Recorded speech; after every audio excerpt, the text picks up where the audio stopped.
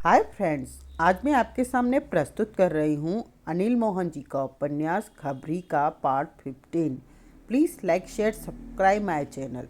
इतना प्यार करते हो मुझसे, इससे भी ज़्यादा तुम्हें दिखा नहीं सकता, बता नहीं सकता। मेरा प्यार असीमित है। मैं भी तुम्हें बहुत प्यार करती हूँ। एकाएक भवतारा ने अपनी दोनों बाहें फैला दी। आओ कामिनी, मेरी बाहों में समा जाओ। कामिनी का चेहरा शर्म से सुर्ख सा हुआ, नजरें झुका ली। ठहरो मत, आ जाओ, मैं तुम्हें अपनी बाहों में ले लेना चाहता हूँ। अभी नहीं। कामिनी खिलखिलाकर पीछे हटी। शादी के बाद भवतारा ने बाहें नीचे कर ली और कामिनी को देखने लगा। नाराज हो गए? एकाएक कामिनी जल्दी से बोली, ऐसा है तो मैं तुम्हारी बाहों में आ जाती हूँ। मैं नाराज नहीं हुआ, तुमसे नाराज हो ही नहीं सकता। भवतारा मुस्कुरा पड़ा। मुझे तुम्हारी बात अच्छी लगी कि शादी के बाद। कामिनी खिलखिला उठी। तुम बहुत अच्छे हो, कामिनी ने प्यार से कहा। दोनों गोल कमरे में आ बैठे और प्यार भरी बातें करने लगे। अपनी कहने लगी, दूसरे की सुनने लगे।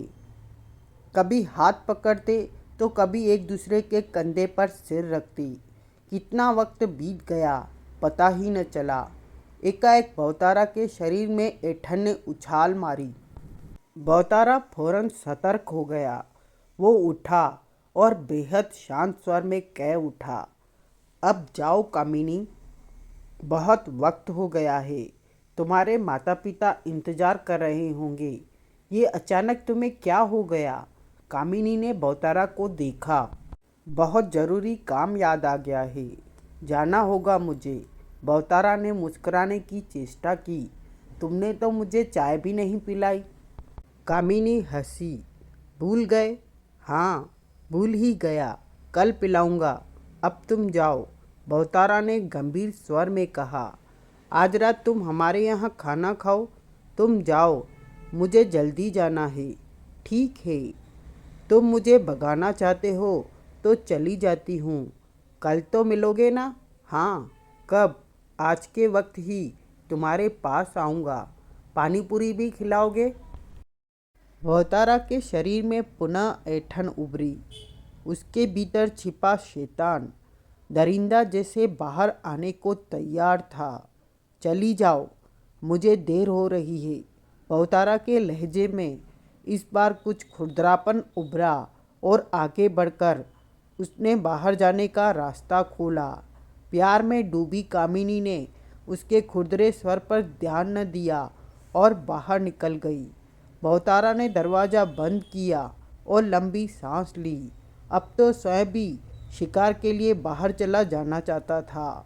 उसी पल वहाँ मध्यम सी आवाज़ उभरी, भवतारा, ओ गुरुदेव। भवतारा के होठों से निकला। आज कामिनी बच गई। वो चली गई, वरना कुछ और देर होने पर वो तेरा भोजन बन सकती थी। वक्त का ध्यान नहीं रहा मुझे।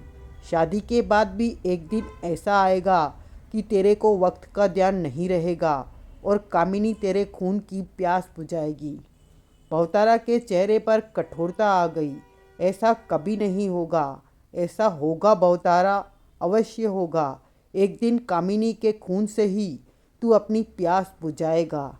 ऐसी बातें करके आप मुझे कामिनी से दूर कर देना चाहते हैं। भवतारा ने तीखे स्वर में कहा, मैं तेरे को हकीकत का नज़ारा करवा रहा हूँ। ये झूठी हकीकत है। तेरे इनकार करने से सच झूठ तो नहीं बन जाएगा भवतारा?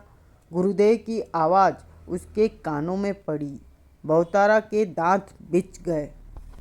मेरे भोजन का समय हो रहा है गुरुदेव। भवतारा के होठों से गुर्राहट निकली। मैं जानता हूँ कि तू अभी सब्र रख सकता है, कुछ वक्त यूं ही बिता सकता है। क्या आप कोई बात करना चाहते हैं? हाँ, बात कल भी तो हो सकती है। मैं अभी करना चाहता हूँ। मेरे पास इतना वक्त नहीं है कि बार बार तेरे पास आ सकूं। मैं तो कब से इस इंतज़ार में खड़ा था कि कामिनी तेरे पास से जाए तो तेरे से बात करूं। गुरुदेव की आवाज़ बेहद शांत थी। बात कहिए। कामिनी को छोड़ दे। फिर वही बात। बहुतारा और भी गुस्से से भर उठा। तू नहीं मानेगा तो मुझे दोबारा ही बात करने की ज़रूरत पड़ेगी। तू पहले मान जाता तो मैं दोबारा क्यों आता। आप चले जाइए। बात करके चला जाऊंगा और दोबारा तेरे पास आऊंगा भी नहीं। तब तू जैसा करेगा वैसा ही भरेगा। कामिनी तेरी जिंदगी है ये तेरे को लगता है, लेकिन कभी भी कामिनी तेरी मौत बन सकती है, क्योंकि 300 साल की उम्र तक तेरे लिए स्त्री का सत्संग है ही नहीं। शैतानी धर्म की परंपरा के खिलाफ मत चल बहुतारा।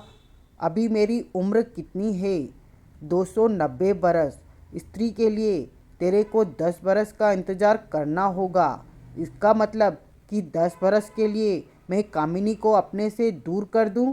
यही मैं कहना चाहता हूँ। जो वस्तु ग्रहों में न हो उसे पाने की चेष्टा करना मूर्खता है। आपने तो मुझे धर्म संकट में डाल दिया है। इसी वक्त से अपने मन से कामिनी को दूर कर दे। बुरे वक्त का पता नहीं कब आ जाए। स्त्री तेरे पास आएगी तो तेरे ग्रह विपरीत दिशा में भड़केंगे। आज तू दिन भर कामिनी के साथ रहा, ये बात तेरे ग्रहों पर बुरा असर डालेगी। कुछ भी हो सकता है। बहुतारा होठ बीचे खामोश रहा। मैं दोबारा तेरे को समझाने कभी न आता, परंतु तेरे पिता ने मजबूर किया कि मैं तुम्हें पुनः समझाऊं। वो क्यों नहीं आए? अभी धरती पर उनका आना संभव नहीं। वो सबसे बड़े शैतान हैं और शैतानी धर्म का पूरी तरह सम्मान करते हैं। गुरुदेव, कोई रास्ता निकालिए कि कामिनी को मैं अपना सकूं। अपने भले की बात सुनना चाहता है? हाँ, कामिनी को मंगलू के हवाले कर दो। वो मंगलू के लायक है। तू अपने को स्त्री से दूर कर दे। मेरा दिल तोड़ने वाली बात कर रहे हैं आप। बहुतारा तड़प उठा। अगर तूने मेरी बात नहीं मानी तो जो नुकसान होगा उसकी जिम्मेदारी तेरे पर ही आएगी। क्या नुकसान होगा ये मैं भी नहीं जानता बहुतारा, लेकिन इतना सच है कि स्त्री का करीब पाते ही तू नुकसान में गिर जाएगा। अभी भी सब ठीक हो सकता है अगर तू कामिनी की इच्छा को अपने मन से निकाल दे। गुरुदेव की आवाज़ कानों में पड़ी। इससे बहुत कष्ट होगा मुझे। बड़ा कष्ट न हो इसलिए छोटा कष्ट खुशी खुशी सह ले। तेरे को समझाकर मैंने अपना फर्ज पूरा किया। बहुतारा खामोश रहा। मंगलू मंदिर में आ चुका है। उसे कह दे कि कामिनी उसकी है तो वो खुश हो जाएगा और तू भी नुकसान से बच जाएगा। मैं जा रहा हूँ।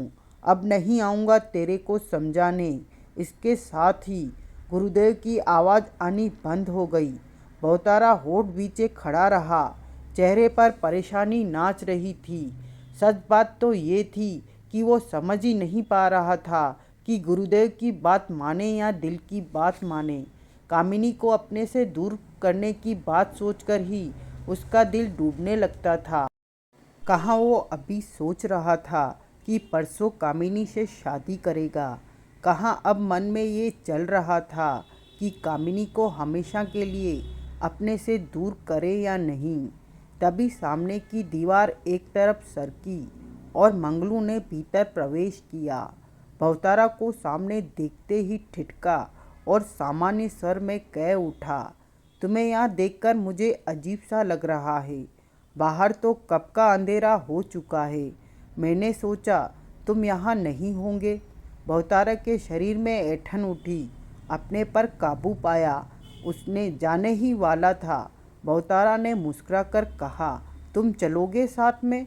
आज मैं बहुत थक गया हूँ।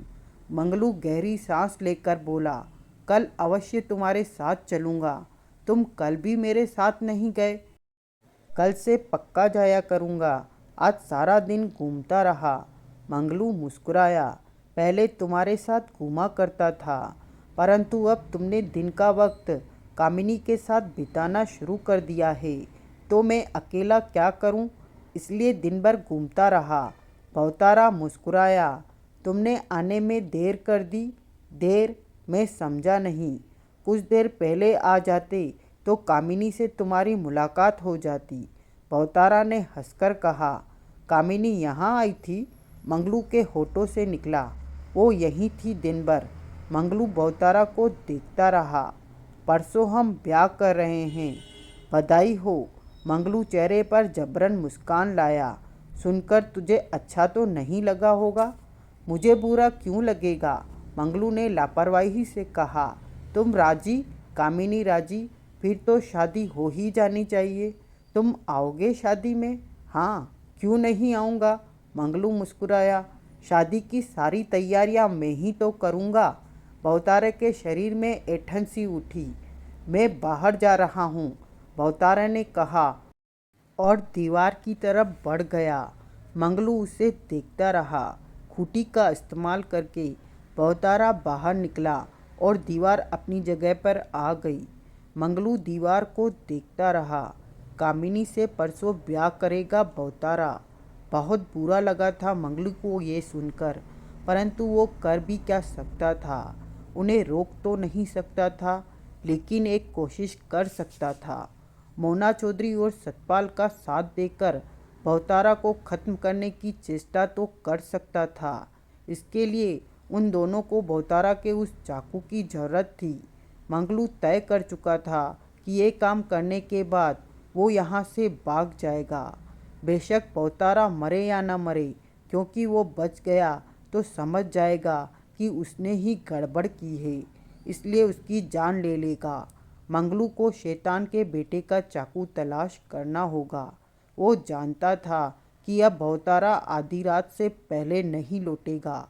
चाकू तलाश करने का ये सबसे बेहतरीन वक्त है और मंगलू चाकू की तलाश में लग गया। दिल धड़क रहा था। रह रहकर आशंका मस्तिष्क में उठती थी, कहीं भवतारा न आ जाए।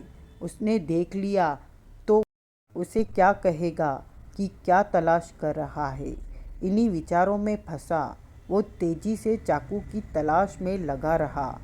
रह रहकर उसके कान खामखा की आहट सुनते तो उसे भ्रम होता कि भवतारा लौट आया है।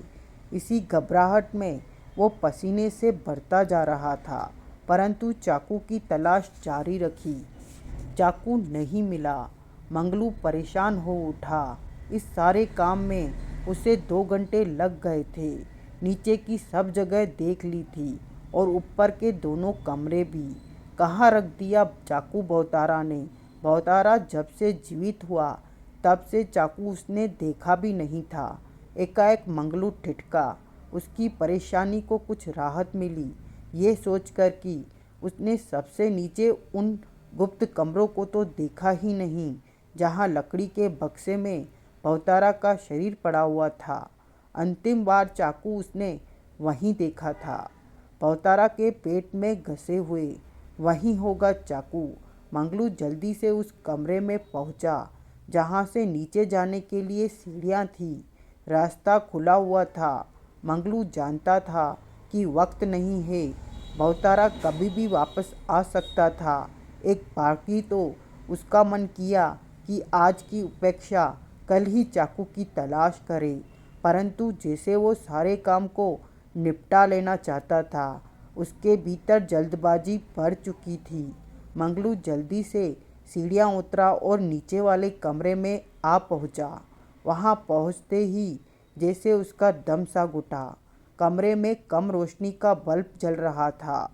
उस रोशनी में हर चीज़ नज़र आ रही थी, परंतु अस्पष्ट थी। वहीं ठिठका मंगलू हर तरफ नज़रें घुमाने लगा। धीरे धीरे उसकी आंखें कम रोशनी में देखने की अभ्यस्त होती जा रही थी। मंगलू लकड़ी के बक्से के पास पहुंचा। वो खुला पड़ा था। बल्ब की रोशनी ठीक उसके भीतर तक पड़ रही थी। चाकू कहीं भी न दिखा। फिर भी उसने हाथ मारकर भीतर की जगह अच्छी तरह चेक की। कोई फायदा न हुआ। आखिर कहाँ गया चाकू? मंगलू पलटा। उसी पल उसके पैर से कोई चीज़ टकराई तो उसने फौरन नीचे देखा। पैर से टकराने वाली चीज़ चाकू ही था। वो नीचे पड़ा था।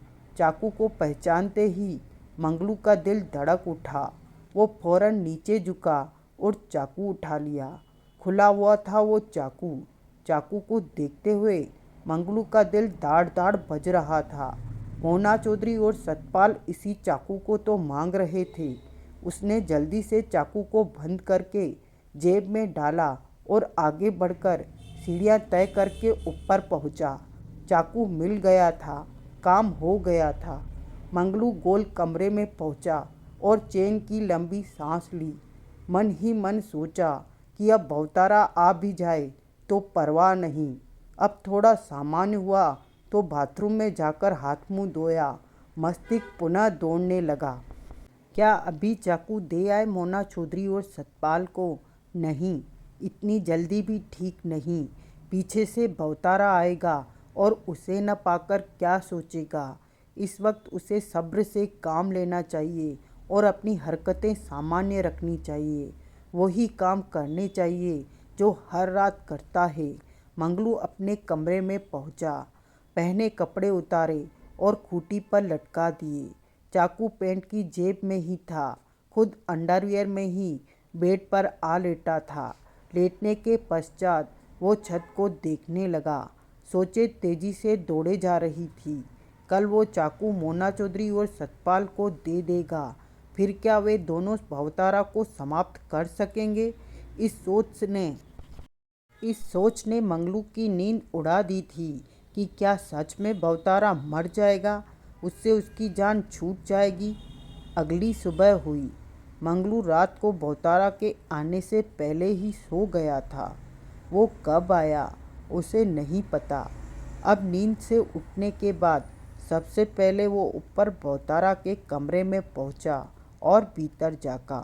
भवतारा बेड पर सोया हुआ था, हाथ पांव फैलाए। उसकी कमीज पर लगा काफ़ी सारा खून नजर आ रहा था। मंगलू वहां से नीचे आ गया, कमरे में पहुंचा और खूंटी पर टंगी पेंट को चेक किया। चाकू पेंट की जेब में मौजूद था। इससे उसे राहत मिली। उसके बाद वो नहा धोकर तैयार हुआ। पेंट की जेब से चाकू निकालकर नई पेंट की जेब में रखा, फिर बाहर निकल आया। मोना चौधरी और सतपाल के पास पहुंच जाना चाहता था वो। मंदिर के बाहर पुलिया के पास से निकला तो कामिनी की याद ताज़ा हुई, परंतु कामिनी की याद फौरन ही मस्तिष्क से गुल हो गई, क्योंकि उसके पास काम था, चाकू था और वो चाकू इस वक्त मुसीबत से ज़्यादा लग रहा था। उससे वो पीछा छुड़ा लेना चाहता था। उसकी जेब में पैसे न थे कि बस या टैक्सी लेकर मोना चौधरी सतपाल के पास होटल पहुंच पाता, इसलिए सारा रास्ता मंगलू ने पैदल ही तय किया। तेज तेज चलने पर भी उसे होटल तक पहुंचने में 1.5 घंटा लगा। जब मंगलू ने कमरे में प्रवेश किया था तो तेज तेज सांसें लेता वो हाँफ रहा था। मोना चौधरी और सतपाल की निगाह उस पर टिक गई। तुम? सतपाल के होठों से निकला। मंगलू ने जेब से चाकू निकाला और टेबल पर रख दिया। ये रहा चाकू, शैतान के बेटे का चाकू। तुम इसी चाकू की मांग कर रहे थे। सतपाल की आंखों में चमक आ गई। मोना चौधरी मुस्कुरा पड़ी। तुमने तो बहुत बड़ा काम कर दिया मंगलू, मोना चौधरी कह उठी। सतपाल ने आगे बढ़कर चाकू को उठाया, देखा। हाँ, सतपाल ने चाकू अपनी जेब में डालते हुए कहा, यही है शैतान के बेटे का चाकू। मैंने अपना काम कर दिया है। मंगलू बोला, मुझे शैतान के बेटे की दिनचर्या बताओ। सतपाल बोला। मंगलू ने बताया कि भवतारा दिन में क्या क्या करता है।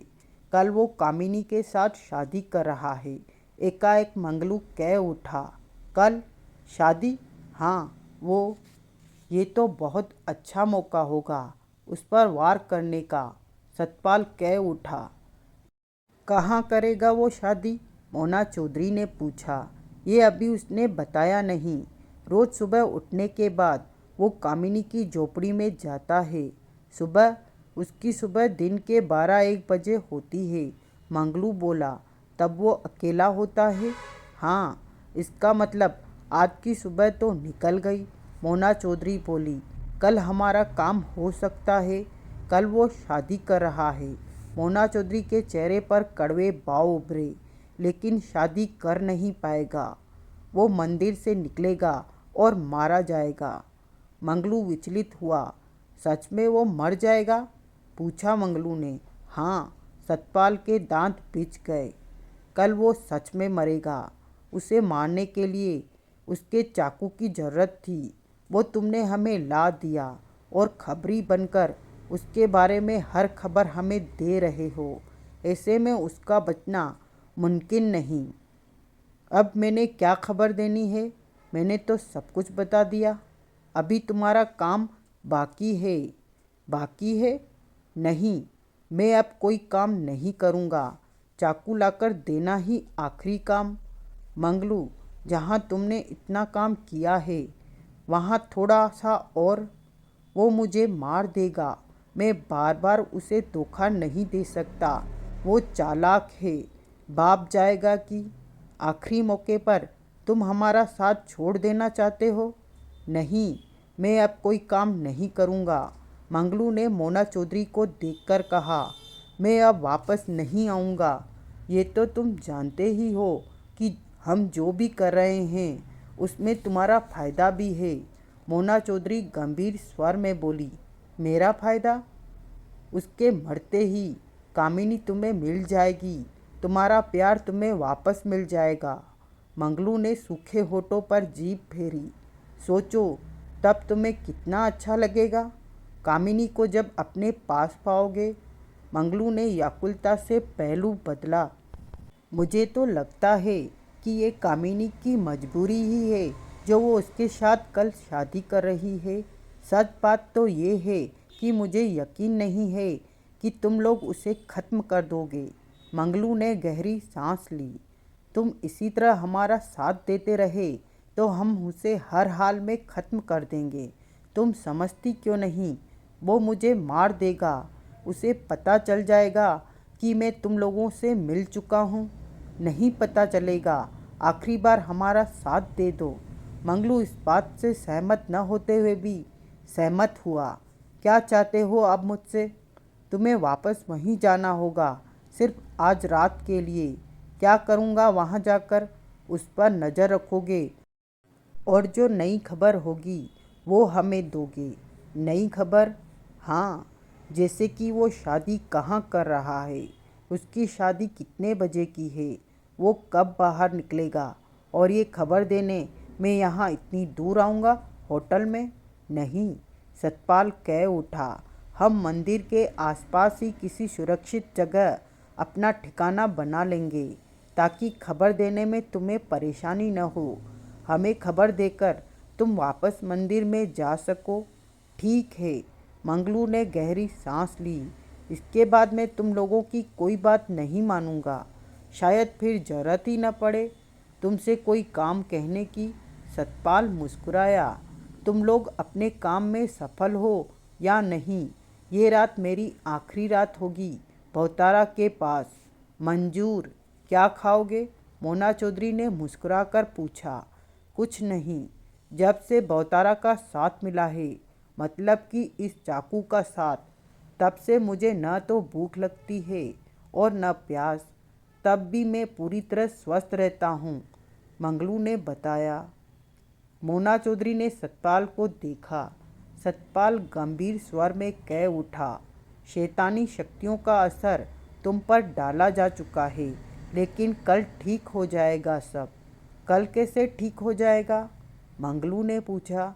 क्योंकि कल हम शैतान के बेटे को मार देंगे। भगवान ही जाने कल क्या होगा, मंगलू ने बेचैनी के साथ कहा। तुम मुझे खबर देते रहो, सब ठीक हो जाएगा। मंगलू उठ खड़ा हुआ। मैं जाता हूँ। आज रात हमने मंदिर के पास डेरा लगाना है। तुम हमें कहाँ मिलोगे? मोना चौधरी ने पूछा। रात अंधेरा हो जाने के बाद 8 और 9 बजे के बीच में मंदिर के गेट के बाहर मिलूँगा, वहाँ पहुँच जाना। दोनों ने सहमति से सिर हिला दिया। मंगलू चला गया। मोना चौधरी ने सतपाल को देखकर पूछा, क्या शैतान का बेटा इस चाकू से वास्तव में खत्म हो जाएगा। तुम्हें संदेह है क्या? मैं इन बातों के बारे में ज़्यादा नहीं जानती, इसलिए पूछा है, मोना चौधरी ने कहा। इस चाकू के वारों के साथ मुझे एक खास मंत्र को 40 बार दोहराना है। ऐसा होते ही उसकी मौत निश्चित है। मोना चौधरी सिर हिलाकर रह गई, फिर कह उठी, कामिनी के चक्कर में मंगलू हमारा साथ दे रहा है, वरना ये कभी भी खबरी न बनता। शैतान के बेटे के खिलाफ ऐसा होना ही था। सतपाल ने गंभीर स्वर में कहा। क्यों? तांत्रिक मोहम्मद ने खबरी के बारे में हमें पहले ही खबर दे दी थी कि वो मिलेगा। ओ, कोई कितना भी ताकतवर हो, उसकी ताकत को तोड़ने का कारण भी ताकतवर के साथ पैदा हो जाता है। मोना चौधरी सिर हिलाकर रह गई। जवाई बाबू, बसंती ने सामने से आते बहुतारा को देखा तो कह उठी, कल तुम जो साड़ी। चुप कर, प्रेस करता हुआ दीनू जल्लाकर बोला। तू चुप कर बूढ़े, बीच में मत बोला कर, बसंती खा जाने वाले स्वर में बोली। बहुतारा इतने में पास आ पहुंचा था। बैठो बैठो, बसंती पहले से ही रखी कुर्सी को थपथपाकर बोली। खड़े खड़े थक जाओगे। बहुतारा बैठा। तुम्हारे पास गाड़ी वाड़ी नहीं है? एकाएक बसंती ने पूछा। बहुत है, बहुत है। बसंती मुस्कुराई। दीनू को देखकर कह उठी, देखा, मैं न कहती थी कि 2-4 गाड़ियाँ तो होगी ही। कब कहा तूने? दीनू के होठों से निकला। लो कर लो बात। बसंती आंखें तरेर कर कह उठी, आज सुबह ही तो तुम मेरा सिर खाते रहे कि जवाई बाबू के पास गाड़ी है ही नहीं, और अब इतनी जल्दी भूल भी गए। दीनू ने मुंह फेर लिया। बसंती पुनः कह उठी बहुतारा से, जवाई बाबू, मैं कह रही थी कि कल तुम जो मेरे लिए सिल्क की पीली साड़ी लाए हो वो बहुत अच्छी है। पहनकर देखी थी मैंने, परंतु कुछ जची नहीं। उसमें मैं कुछ मोटी लग रही हूँ। पीला रंग है ही ऐसा, लेकिन नीले रंग में मैं मोटी नहीं दिखती। आज तो मुझे नीले रंग की बनारसी साड़ी ला देना, उसमें तो मैं बिल्कुल पतली लगती हूँ। मुझे देखकर कल सब लोग कहेंगे कि बेटी तो बेटी, सास भी कुछ कम नहीं। तीनों आहत भाव से बसंती को देखने लगा। बहुतारा मुस्कुराया। आज बाजार जाना है ना कामिनी के साथ? हाँ, तो फिर साड़ी ले आना, कल ब्याह है।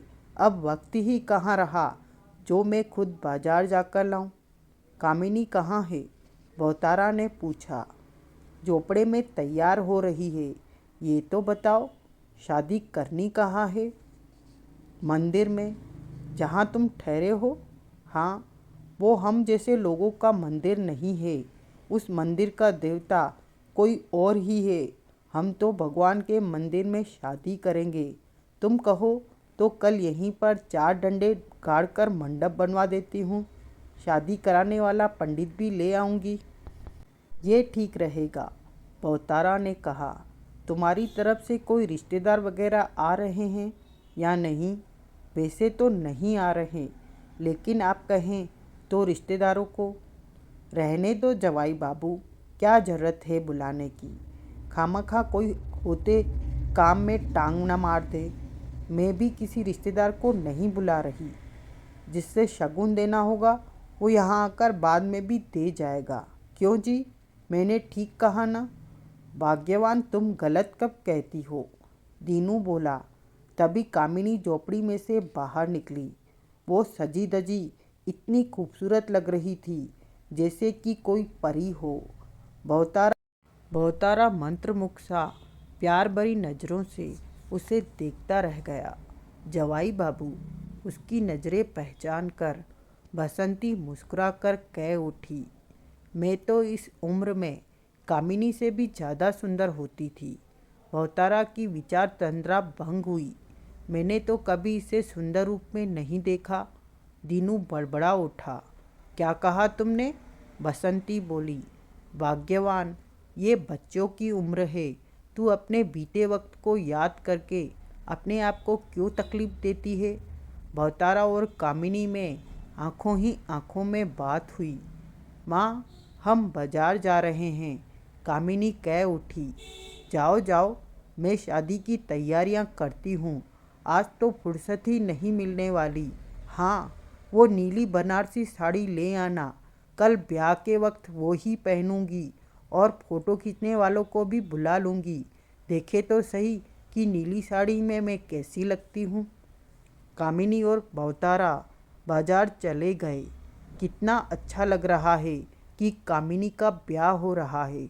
इतना अच्छा तो तुझे अपने ब्याह में भी नहीं लगा था। बसंती बोली, तेरे को अच्छा क्यों लगता? सारी फुलझड़ियाँ तो तूने ब्याह से पहले ही बजा ली थी। ब्याह के बाद बजाने को बचा ही क्या था जो तू खुश होती? मेरे हाथ में फुलझड़ी की तीली ही आई थी। उस तीली को अभी तक ढो रहा हूँ। तीली तो है, बसंती हाथ हिलाकर बोली। खुशनसीब हो, कईयों को तो तीली भी नहीं मिलती। वो दिन बीता। भवतारा कामिनी के साथ दोपहर तक बाजार में घूमता रहा। कामिनी ने आज भी पेट भरकर पानी पूरी खाई और मनपसंद सामान खरीदा। बनारसी नीली साड़ी भी खरीदी बसंती के लिए। शाम 4 बजे थे, वे दोनों वापस आए। कामिनी ने सामान झोपड़े पर छोड़ा और भवतारा के साथ मंदिर चली गई। भीतर मंगलू मौजूद था। भवतारा के साथ कामिनी को वहां आया देखकर मंगलू को अच्छा न लगा। उसने कामिनी के साथ कोई बात न की। भवतारा ने मंगलू को बाहर भेज दिया और कामिनी के साथ प्यार भरी बातों में लग गया। मंगलू बाहर पुलिया पर आ बैठा था। रह रहकर मंगलू की निगाह मंदिर की गेट की तरफ जा रही थी। मन व्याकुल था, ये सोचकर कि भीतर भवतारा और कामिनी अकेले हैं। समय बीतने के साथ साथ मंगलू की बेचैनी बढ़ने लगी। वो जानता था कि अंधेरा होते ही भवतारा शैतान बन जाएगा। उसे प्यास लगेगी इंसानी खून की, कहीं कामिनी ही उसका शिकार न हो जाए। परेशान हो उठा। इस सोच के साथ ही वो भीतर जाने का मन था, परंतु जानता था कि भवतारा को उसका इस वक्त भीतर आना अच्छा नहीं लगेगा। इससे पहले कि शाम खत्म होती, कामिनी को मंदिर से बाहर आते देखा। अब भवतारा भी बाहर निकलेगा, उसे साथ चलने को कहेगा। अगले ही पल मंगलू पुलिया से उठा और पास ही कच्ची ढलान पर उतरता चला गया। कुछ देर बाद ही कामिनी सामने से निकल गई। मंगलू उसे देखता रहा। खूबसूरत लग रही थी वो, खुश भी थी। मंगलू के दिल में पीड़ा हुई कि कामिनी गलत इंसान से प्यार कर बैठी है। भवतारा उसे कभी भी खुशियाँ नहीं दे सकेगा। मंगलू वहीं छिपा रहा। वो भवतारा को नज़र नहीं आना चाहता था। अगर भवतारा ने उसे देख लिया तो उसे साथ चलने को कह देगा। जबकि 8 और 9 के बीच मोना चौधरी और सतपाल से उससे मिलना था। शाम अंधेरे की तरफ सरकी। भवतारा उसे बाहर निकलता दिखा। मंगलू वहीं पर दुबक कर बैठ गया। भवतारा पुलिया के पास से निकलकर आगे बढ़ता चला गया। मंगलू उसे जाता देखता रहा। भवतारा दूर होता हुआ निगाहों से ओझल हो गया। मंगलू ने राहत की सांस ली और छिपी जगह से बाहर पुलिया के पास आया और मंदिर के गेट की तरफ बढ़ गया। उसका दिल हौले हौले बज रहा था, कल के बारे में सोचकर कि क्या होगा कल। मोना चौधरी और सतपाल क्या भवतारा को ख़त्म कर पाएंगे? जाने क्यों मंगलू को विश्वास नहीं हो रहा था कि भवतारा को मारा जा सकता है। उसने भवतारा का रूप उस रात देखा था जब वो गली में युवती के गले पर दांत कड़ाए खून पी रहा था और कार की हेडलाइट उस पर पड़ी थी। वो उसका बेहद ज़्यादा भयानक रूप था। जबकि मंगलू को वो नज़ारा याद आता तो वो सिहर उठता था। तब से ही मन भवतारा से डरने लगा था, वरना पहले उसके मन में ऐसा डर नहीं था। मंगलू मंदिर के भीतर ठिकाने पर पहुंचा। सोचा कि कुछ देर पहले कामिनी यहाँ थी भवतारा के साथ। मंगलू ने अपने दिमाग को समझाया